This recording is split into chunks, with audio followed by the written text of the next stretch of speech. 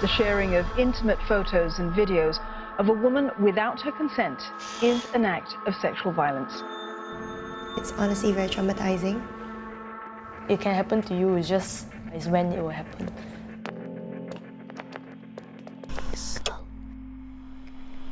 They make sexual comments about me.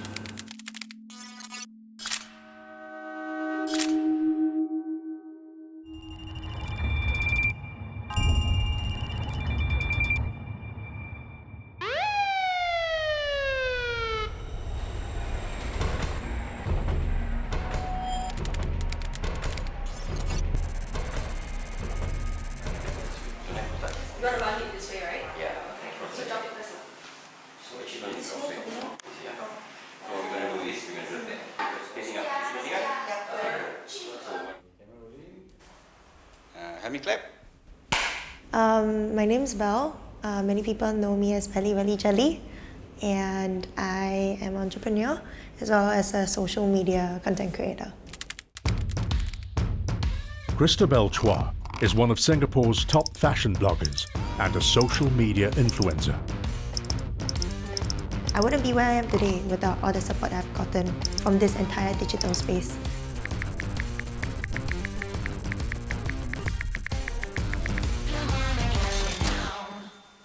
Please walking around. Yeah, it's so messy. Introduce your space. This is our tiny office, and this is where I work most of the time when I'm in Singapore. We design like all the lifestyle products. We do our fulfillments here also, so we pack the parcels and then we have them shipped up to your homes. And this is our rainbow bag. It's sold out. I really like this one. For Christabel, the digital space is a double-edged sword. On the one hand, it's where she sells lifestyle products and advertises to her hundreds of thousands of followers. But this space is also where her biggest nightmare played out in May 2018.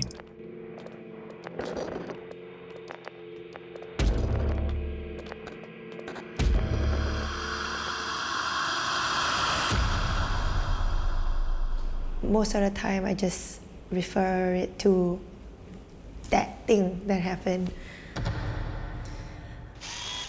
I was in a very committed relationship for 4 years, and intimate clips that I kind of forgot about as well. They were leaked online. I wasn't the wisest when I did not know how to say no.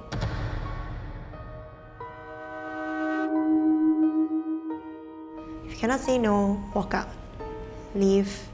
You assume that the worst will not happen, but the worst might happen and can happen. Within days, private, intimate videos of Christabel and her ex-boyfriend flooded the internet. Someone had hacked into his computer.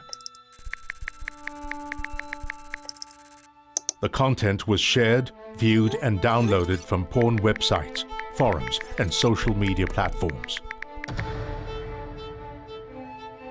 To her horror, they were private no more. Do you remember how you feel when you first found out? Shocked. I think honestly you just like to double guess, hoping that it's not true. People jump on it, people stay behind their keyboards and they spread a lot of hate. Or how, they wish that I closed my social media down, I would disappear. There were comments about like, oh maybe, you should, I hope she kills herself, I hope she dies. To face it and to read that page, it replays in your head non-stop. I had people, just sharing it like just blatantly and mindlessly. And when you hear such things, you do feel very hurt, like you wouldn't wish it upon anyone.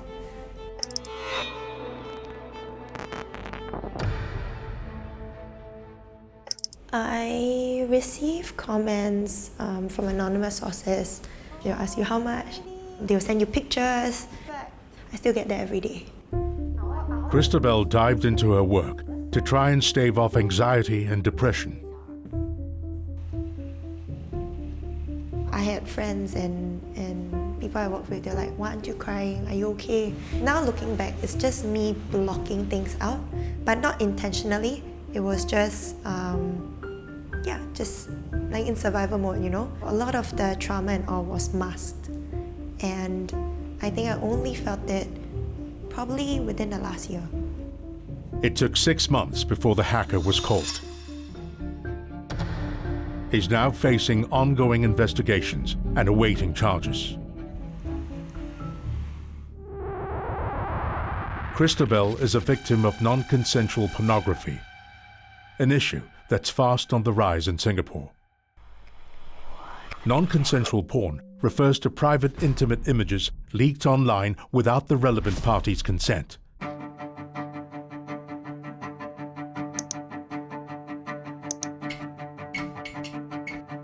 It includes revenge porn, which is when someone's former lover shares their intimate images online to cause distress.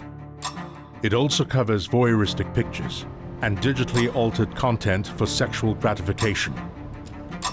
They're circulated on the internet without the victim's consent. Such non-consensual porn doubled within just 3 years in Singapore. And a US student has been arrested for allegedly installing a hidden camera in a female toilet. Monica Bay going public after being filmed by a male student while she was showering. He is being investigated for criminal trespass and suspected voyeurism. 13 other Telegram chat groups where disturbing materials from leaked sex tapes to upskirt photos. 2 men and 2 teenagers have been charged with distributing pornographic materials through a Telegram chat group. Why is non-consensual porn on the rise in Singapore? To find out, Undercover Asia looked into one of the most brazen non-consensual pornographic crimes committed. Countless sex videos and voyeuristic images were shared in a Telegram chat group, SG Nasi Lemak. There were more than 40,000 group members. Its administrators have since been arrested and charged.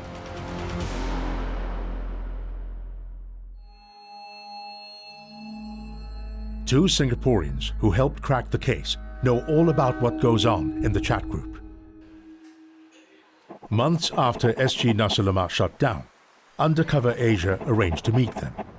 This is the first time they're meeting each other. Hi. I'm Alicia. Yeah, I'm Ben. My friend saw my photo being posted. They make sexual comments about me. So I had a similar case. So one of my friends, she informed me that like her photos were on this group. Benjamin Tang and Alicia Yeoh joined the group to get those photos removed. They wanted to reach the administrators and request the content be taken down. But once they entered the group, what they saw shocked them. They found thousands of images of women, both dressed and undressed.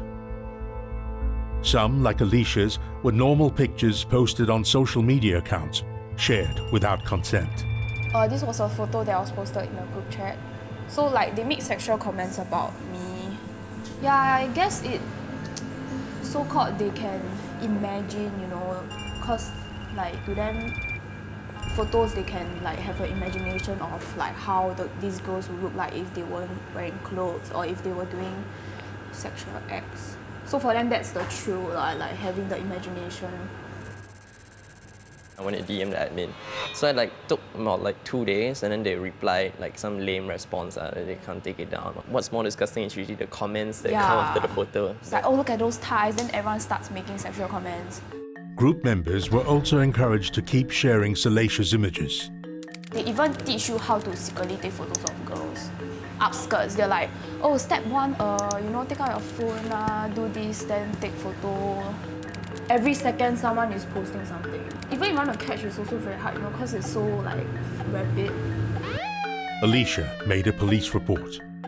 Benjamin took it a step further. Being a tech expert, he exploited a previous loophole in the encrypted chat app.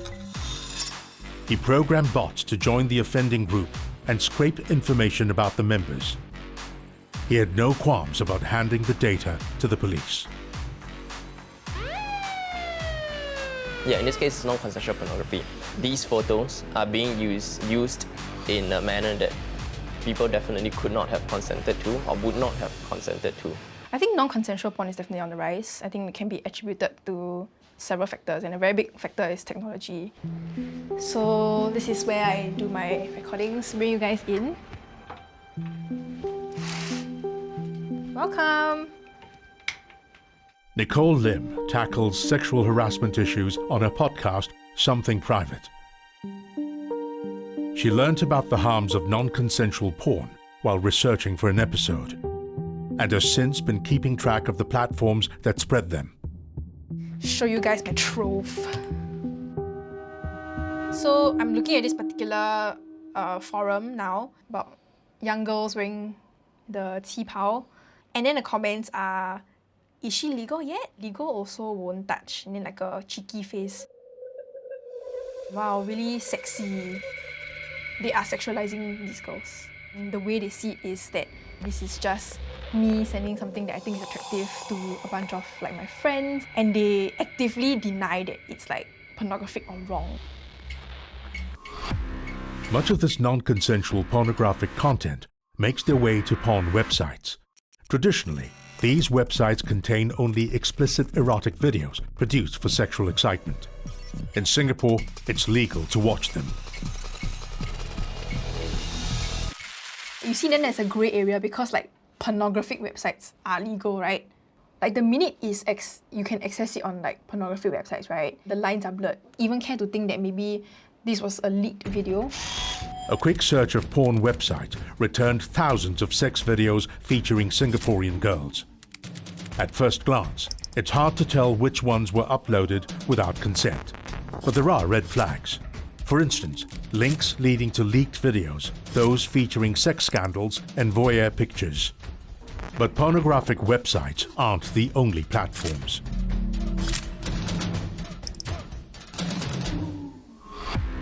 Reddit is a very popular place for people to share this kind of information.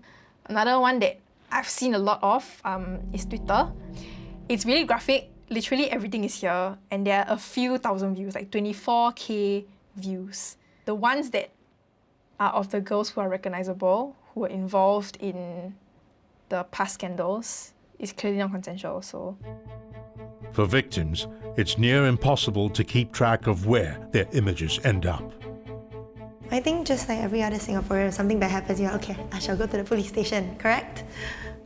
Unfortunately, nothing could be done immediately to stem, the spread. I remember being very frantic. It made me feel very helpless. Eventually, they tracked down like the hacker, stuff like that. But the person that hurts the most at the end of the day is not the person that is charged, it's me.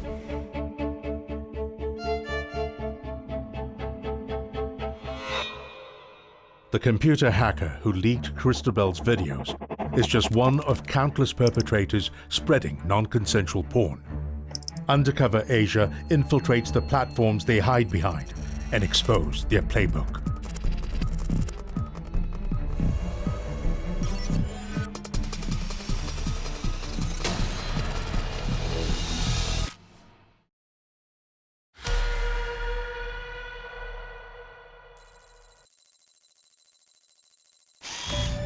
Non-consensual pornography.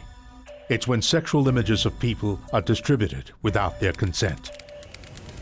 Ironically, in law-abiding Singapore, it's fast on the rise. A lot of them are uploaded on pornographic websites.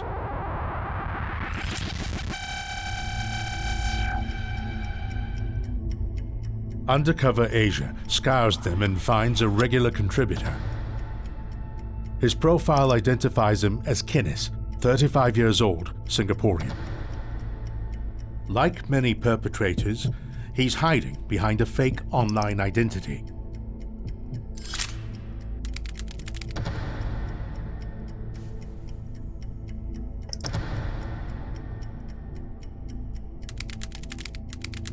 He's uploaded at least 35 upskirt videos of girls in Singapore in the past 3 months.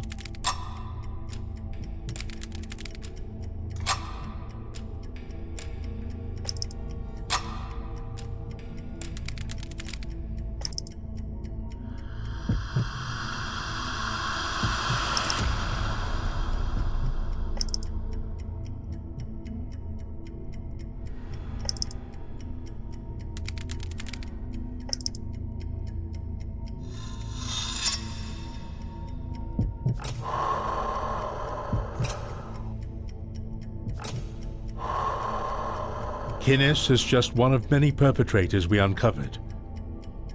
Some others that Undercover Asia spoke to also boast a large collection of original content, which means the videos were filmed secretly by themselves.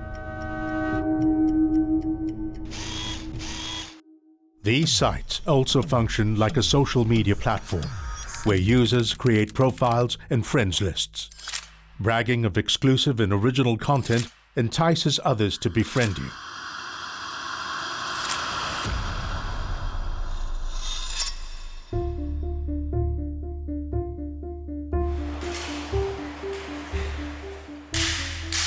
I was going through a difficult part of my life. I was serving NS.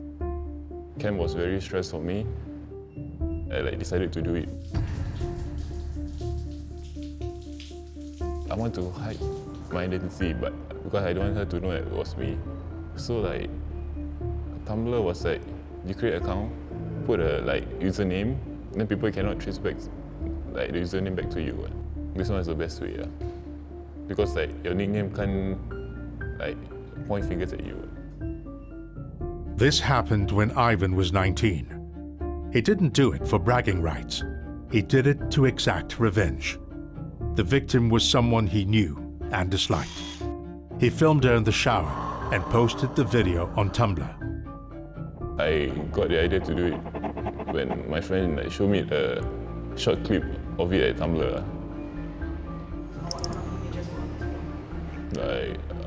Upskirt, then people in toilet. Mostly videos, people don't know they're being taken. Regularly watching or masturbating to non-consensual pornography may lead one to develop thoughts that non-consensual sexual acts are normal and acceptable, and gives them a sense that everybody else does it as well. It was shared by many people, the video. The person that got to see the video was her friend, then her friend shared it to her. Then she shocked, and after that went to report to the police. I was caught within a few days, and after that was charged in court and given probation. How did you feel at that point? Shocked, because everybody posts this kind of thing, never get caught. Why I cannot caught? The prevalence of non-consensual porn normalizes it. There are some who have even made use of the opportunity to earn a quick buck. We get in touch with one seller who claims to have 14,000 leaked sex videos of Singapore female students.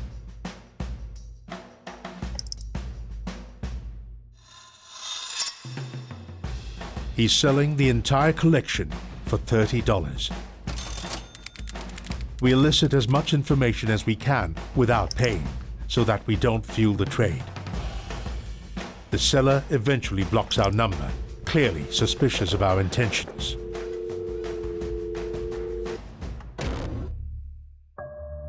Financial incentives extend into the infamous SG Nasi Lemak Telegram chat group. At its height, there was a $30 entry fee. It was also a bustling black market.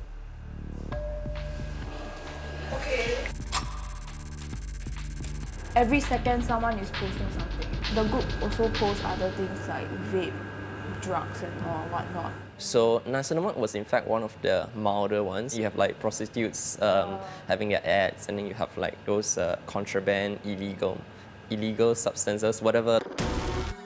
Benjamin Tang and Alicia Yeoh had helped the police break up SG Nasi Lemak.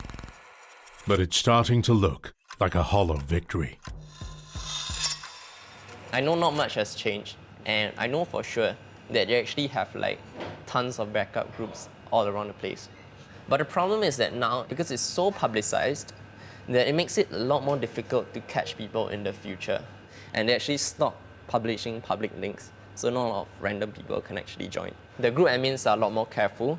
Once they feel that their groups have been compromised, they will just create a new group. It's very easy, right? Undercover Asia combs Telegram for similar groups that have spawned. It doesn't take long before we receive a message inviting us to join one. While SG Nasi Lemak allowed members to lurk without posting, The new group only accepts those who can truly contribute. All it takes is one post for us to break the law, and that ensures we're all in it together.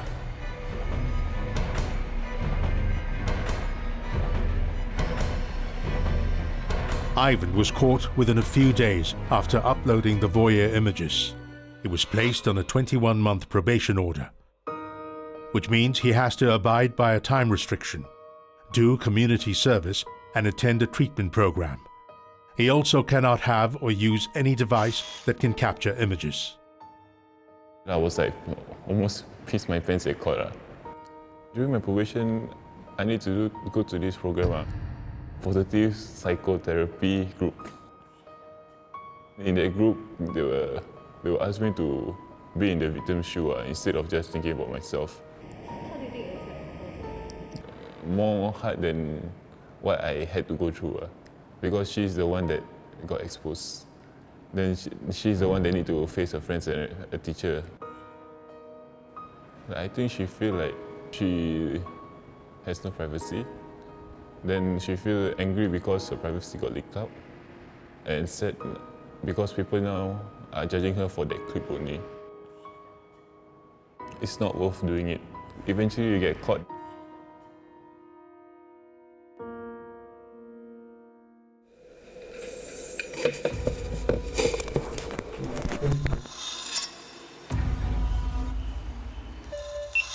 There are several spy cams in this room.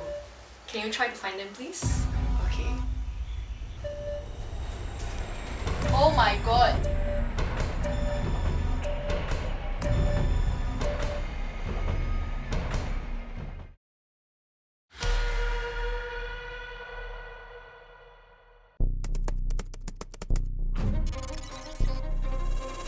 In 2017, an average of 2 voyeurism cases were reported to the police every 3 days. But in reality, many more fall prey. Often, victims don't even know there's a camera pointing at them.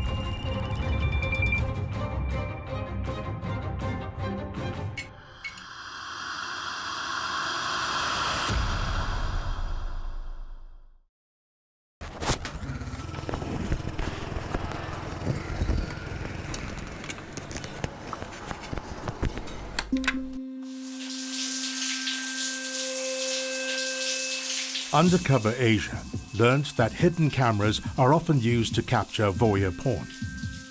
The installation of hidden cameras is not illegal in Singapore, but filming a private act without consent is an offence, punishable by a fine, caning, or a jail term of up to 2 years. To test how difficult it is to detect these cameras, we rig up a room with some of the latest spy cams. 3 women have been tasked to find them. You have 10 minutes.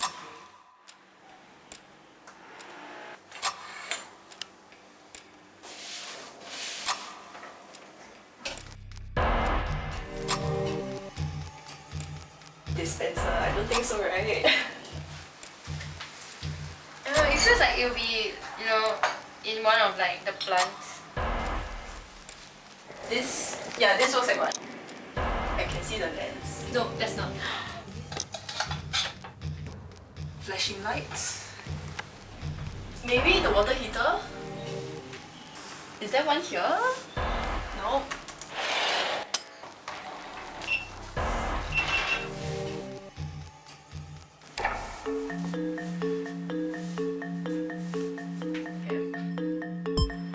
They each managed to find 2 cameras.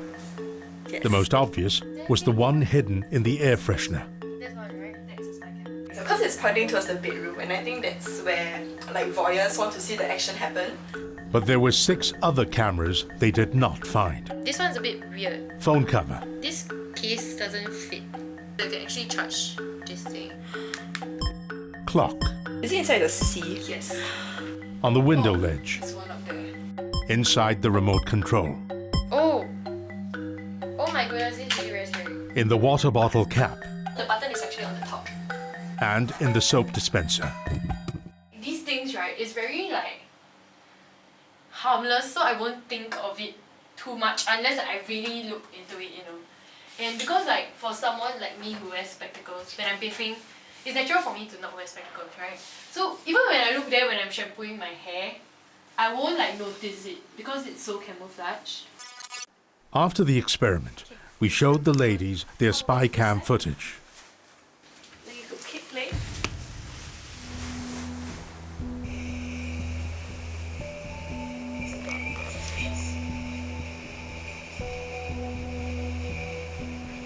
What do you expect a spy cam footage to look like? Maybe there will be some obstructions at the sides, but not so clear. How does this make you feel? Very exposed. Very eye-opening. Because sometimes I do travel with my family, and then we'll just not check for cameras. We always just like sleep and then not care about it. Now that I know that it might have, it's so well hidden and hidden from the inside. Super high resolution eh. It's like everything is so clear. I can hear myself clearly also. It's like pretty much the vital points of my top body. Yeah. So I can't watch it anymore. It's too scary. Yeah. Feel it out to make it look real. Undercover Asia got spycam manufacturer John Seng to rig up the room. He's been making and selling hidden cameras for the past 2 decades. So it looks very innocent. Most of the spy cam that are sold in the market are used for wrong reason, for abusers. As electronic peeping tops for obscure filming. I would say more than 90%. The camera itself has shrunk to miniature, and at the same time the video resolution quality have also improved by more than 50%. This is the camera lens and this is the body, and behind is a battery. Most of the camera is able to film in HD. How long can the battery last? On the average it's about maybe an hour to 5 hours. As long as there is always a big demand, then there will always be the manufacturer, you know, constantly thinking of newer items and to make it even better. Anyone can go online to buy these cameras. A quick internet search revealed more than 10,000 hidden cameras available on some of the main online shopping websites. Most of them cost below 100 Singapore dollars. Some are less than $10. And they all look like anything but a camera. In Singapore, sellers don't need a license. Neither are they required to keep track of who their customers are. Manufacturers like John don't see a need to change that, even though he knows the cameras enable sex crimes. I'll say that just like a knife. I make a knife for you to cut vegetable, cut meat. I never ask you to use a knife to kill somebody. Yeah, so anybody can go to buy a knife, right? Yeah, does the shop seller stop anyone from buying a knife? But spy cams are clearly increasingly being abused. Some of the abusers also happen to be young men at the pinnacle of the country's education system. When I'm on campus and I'm in school, I always feel like I'm watched, especially when I'm like going to toilets. From 2015 to 2018, university authorities handled an average of 1 case a month. It worries undergrads like Sao Yun Rong. She might be the next target.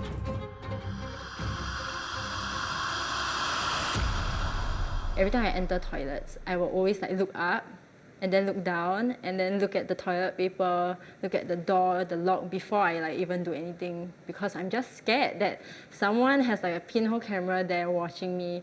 With the camera facing, I just continue filming. It prompted Yun Rong and her friends to start a campaign called Girl Talk to raise awareness against sexual harassment and voyeurism in universities. They reveal why hostels are one of the most dangerous locations on campus.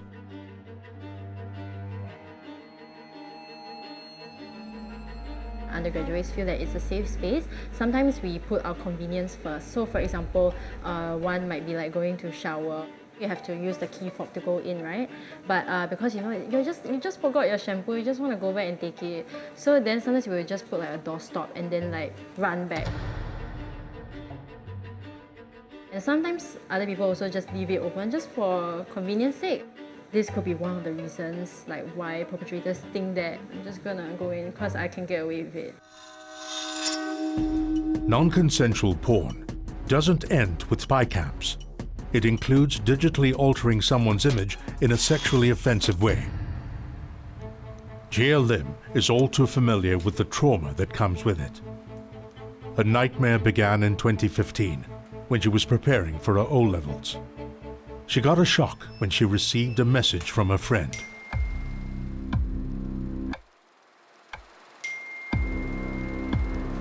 I started to receive a few more messages from some other friends who saw my pictures like circulating around.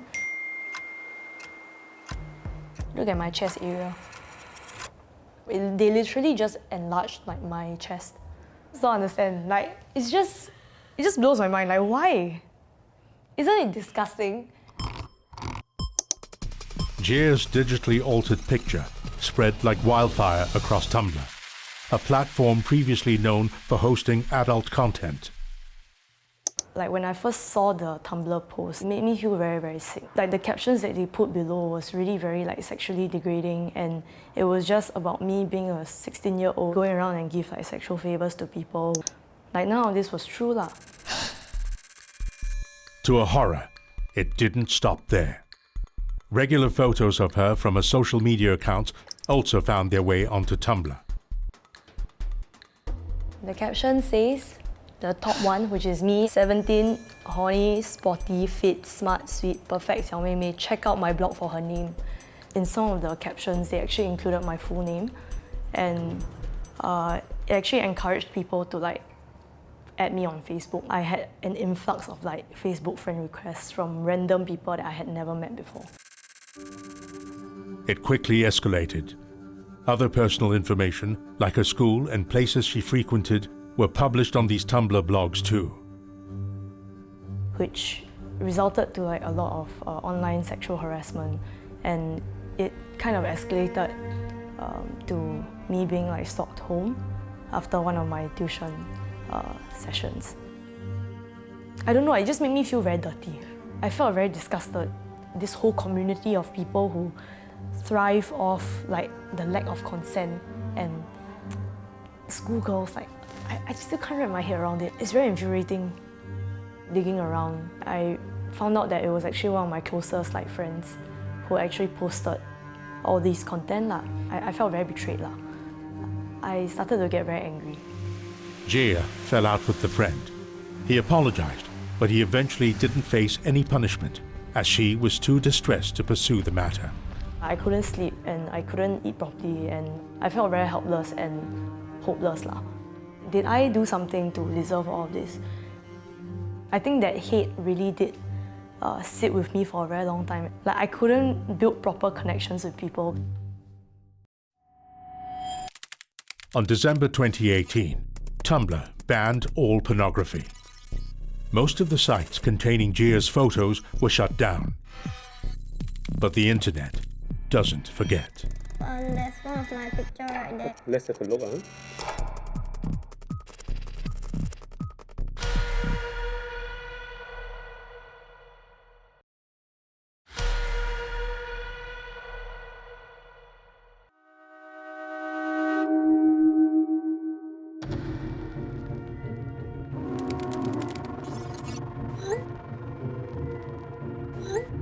Undercover Asia exposed the perpetrators' playbook and spoke to victims of non-consensual porn who remain traumatized years after the crime.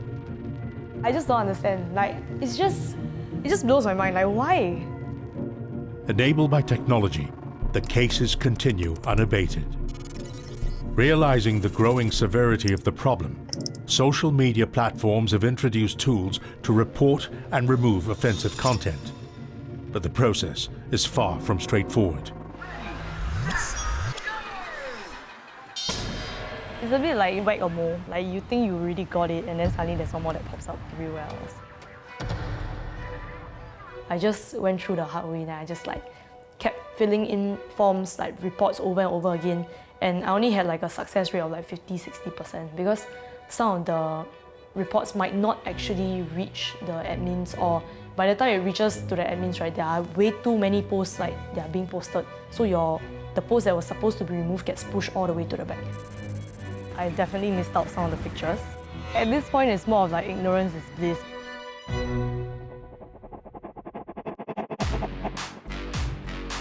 Companies are stepping in to help victims remove their digital footprint.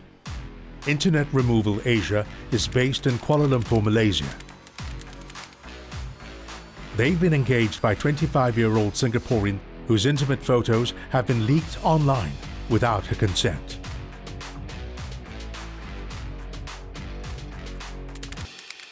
So we will type in your name on the Google search when people are searching for your names. Now from the first page of Google, all the websites that are appearing here are mostly your social profiles. None of that is the pornography links. If you go to the third page, you still can see ones here, but if you click on it, this is actually go to the 404 page. 404 means the page is already removed from the source, but Google still have the data. Very soon, we will submit an application to Google to remove that from the search result as well. So let's have a look at the images here. There's one of my picture right there. Let's have a look. The newly surfaced photo is known as a snippet. Snippets are small preview images. Clicking on them usually leads you to another site where the photo was originally uploaded. As you can see, it's actually been removed already as well. It's not clickable anymore. But your image still appears on the snippet. But remove it anywhere. Yeah. We have about more than 80% of links removed within about 2 to 4 weeks. And some of that will even take a longer time, maybe up to about 1 to 2 months. We need to communicate via email, via reports, one by one, and waiting for the reply. And most of the time, 9 out of 10 applications, they will reject, and then we need to write in again and again. How do you ensure that the removed content stays removed for good? This is something out of our control. Let's say they restructure the website, it might be appears again. It's important to have a monitoring process. Content removal isn't cheap. Each link costs between 300 and 550 Singapore dollars to remove. The burden of removal is on the targets of non-consensual porn, like Sally. And because of the way it spreads, the removal process is exhausting, time-consuming, and sometimes futile. When I first heard that they could not stop my photos from resurfacing, I was a bit disappointed. But I think at the bottom of my heart, I could understand that because these people could have already downloaded my file, so they can just re-upload it anytime they want. At the start of the year, non-consensual pornography is criminalized. The penalties for voyeurism, revenge porn, and the distribution of intimate images without consent have also become harsher. It's a timely change, but one that will be tough to enforce. I don't think it's realistic to expect the authorities to be investigating and prosecuting all of these cases. I don't think we have the resources for that. It might be impossible to actually track who is the person who committed the offense in question. Even if the person who has committed the acts is convicted, the content could still be hosted on various sites that are international. So even if the court were empowered to order these sites to take down the material, there could still be issues with enforcing. The hacker who had stolen and circulated Christabel's private images was caught, but there's no closure for her. How are we going to basically charge everyone? There isn't a sure-win way to actually punish people who do this because there's so many of them. Yeah, I feel like there's no end to it.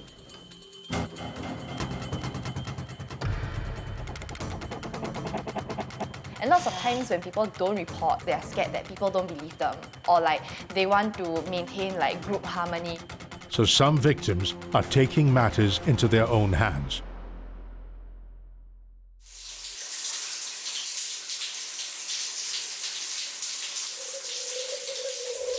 Welcome back. A female undergraduate went online to call for tougher action against a male student who filmed her taking a shower at her hostel. Last April, undergrad Monica Bay took to social media to call for tougher action against the perpetrator who filmed her in the shower. Monica was displeased that he faced no real legal repercussions and decided to expose his act online, together with his name and personal details.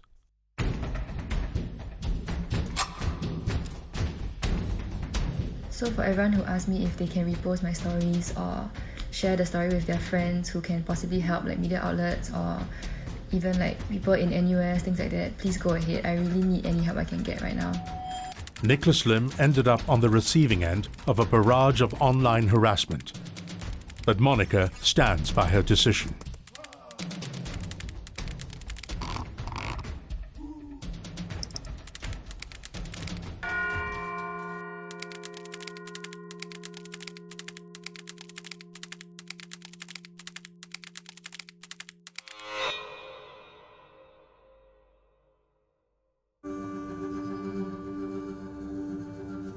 Unfortunately, for most victims like Christabel and Gia, the damage is done, and the effects lasting.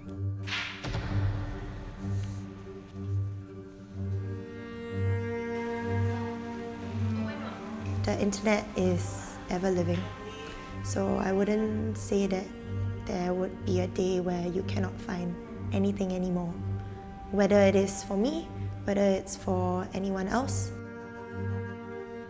One of the hardest things to accept, that it will always be there.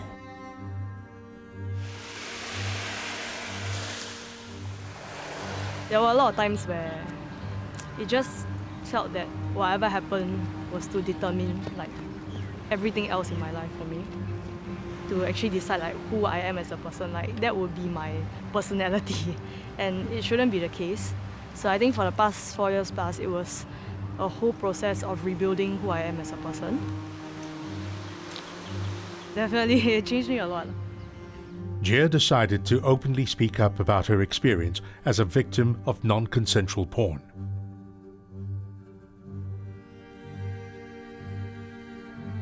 It took me a lot of courage to share my story and to put myself out there.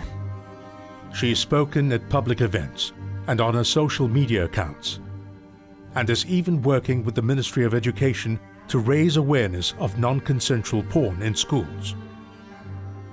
Because it felt like nobody else felt that this was as big of an issue as I believed it was. But the more I thought about it, how many people on these platforms are non-consenting? Though my case is one of the better ones because I was fully clothed, I felt like I had a moral responsibility to speak up about this and more importantly stand up for myself. Because I believe everybody is entitled to self-respect. I just really hope something changes.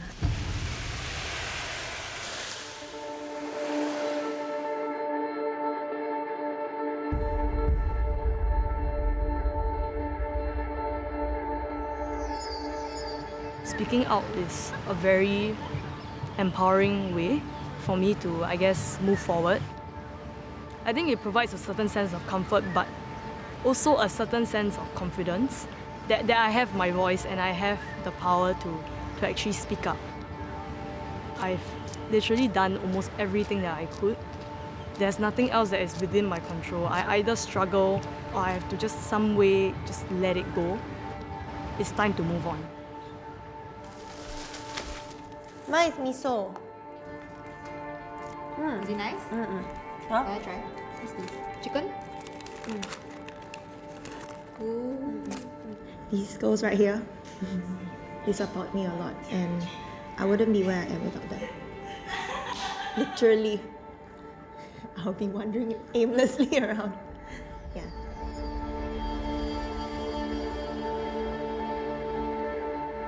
I don't think there's a sure way to handle it other than to let time pass.